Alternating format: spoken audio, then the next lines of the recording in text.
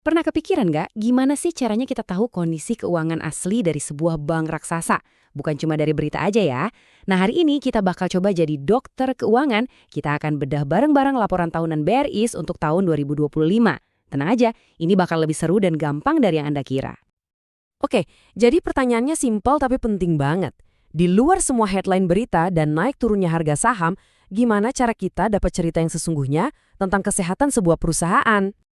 Jawabannya, ya kita lihat langsung rapor resminya, laporan keuangan tahunan. Disinilah semua fakta, semua angka terpampang jelas. Dan yang ada di depan kita ini adalah laporan dari PT Bank Syariah Indonesia atau BRIS untuk tahun 2025. Sebelum kita mulai pemeriksaannya, yuk kita kenalan dulu sama pasien kita kali ini. Oke, ini data dasarnya. Kita tahu ini BRIS, pemain utama di industri keuangan syariah. Tapi, coba deh lihat baris terakhir itu. Opini auditor wajar tanpa modifikasian. Nah, ini nih yang paling penting. Ini ibarat stempel persetujuan paling tinggi dari auditor. Jadi, apa sih artinya wajar tanpa modifikasian itu? Anggap aja ini standar emasnya dunia audit. Semacam surat keterangan sehat yang bilang, oke, semua angka yang bakal kita lihat di laporan ini bisa dipercaya. Datanya valid. Ini ngasih kita kepercayaan diri buat lanjut ke tahap berikutnya.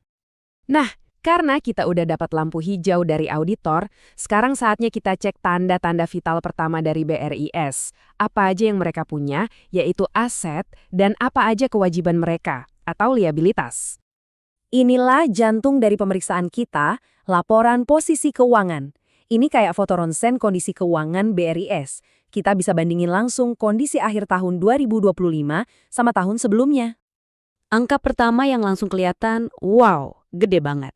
Total asetnya mencapai lebih dari 456 triliun rupiah. Ini nunjukin skala operasi bank ini tuh masif banget di Indonesia. Tapi yang lebih bikin kagum itu bukan cuma ukurannya, tapi seberapa cepat dia tumbuh.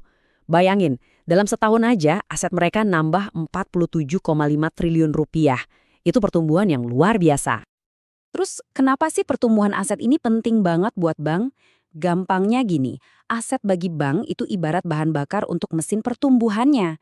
Makin banyak aset, makin besar kapasitas mereka buat nyalurin pembiayaan. Dan artinya, makin besar potensi pendapatan mereka di masa depan. Dan lihat deh, angkanya seimbang sempurna. Total aset di satu sisi sama persis dengan total liabilitas dan ekuitas di sisi lain. Ini bukti kalau pembukuannya rapi dan sehat, sesuai dengan prinsip dasar akuntansi. Semuanya cocok. Oke, asetnya besar, terus tumbuh, itu bagus. Tapi pertanyaannya, apakah bank ini beneran bisa menghasilkan keuntungan?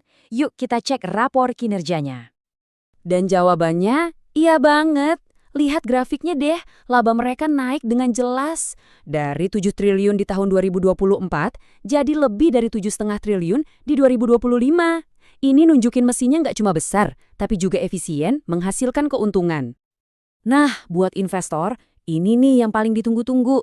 Kenaikan laba ini langsung kerasa ke laba per saham atau EPS yang juga ikut naik. Ini salah satu metrik paling penting buat nunjukin seberapa besar keuntungan yang didapat oleh para pemegang saham. Kalau mau disederhanain, angka EPS ini artinya gini. Untuk setiap satu lembar saham BRIS yang ada, perusahaan berhasil menciptakan keuntungan sebesar Rp164 di tahun 2025.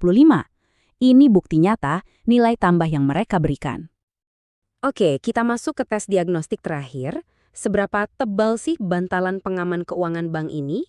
Nah, inilah yang kita sebut sebagai ekuitas. Angka total ekuitasnya yang bisa dibilang sebagai kekayaan bersih perusahaan setelah dikurangi semua kewajiban ada di angka yang sangat solid, hampir 52 triliun rupiah. Dan polanya terus berlanjut. Sama kayak aset dan laba, ekuitasnya juga tumbuh dengan sehat. Ada penambahan hampir 7 triliun rupiah hanya dalam waktu 1 tahun. Jadi, kenapa ekuitas yang terus tumbuh ini krusial banget? Anggap aja ekuitas ini kayak bantal pengaman finansial. Makin tebal bantalannya, makin siap bank ini menghadapi guncangan ekonomi tak terduga. Ini adalah sinyal kuat bahwa institusi ini stabil dan mandiri. Nah, setelah semua pemeriksaan kita lakukan, kira-kira apa nih diagnosis akhir dari kondisi kesehatan finansial BRIS di tahun 2025?